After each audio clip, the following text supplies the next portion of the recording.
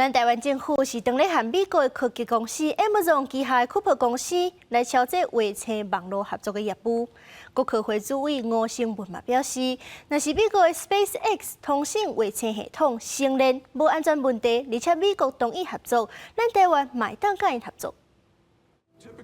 讲美国高级投人亚马逊所属的跨屏网络卫星计划巨擘，安怎借由低轨道卫星的优势，提供良好的通信服务？因为俄乌战争期间，低轨道卫星的星链，和乌克兰维持网络通信，真受各界注意。为了防止强军遭到咱台湾的通信，国科会主委吴成文接受外媒专访，提起台湾会甲美国科技投人亚马逊协谈卫星网络合作。6G 无线通信的这个产业，现在全世界都在竞争当中，但是要建构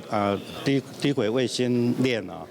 这个是需要非常庞大的资金的投资，所以我们一定要跟国际来合作。我们是希望也能够整合我们的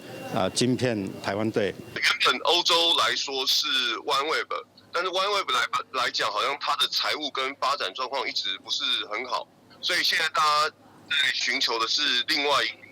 可能可以合作的方向。对这代志，数位发展部长黄彦南证实，最近亚马逊所属的跨屏网络卫星计划巨擘有主动联络数位发展部，双方经由视讯会议讨论未来合作，也加在台湾建立地面站的可能性。像这个它那个服务要落地，很多是要经过我们数发部，包括这个频谱它等于是先跟我们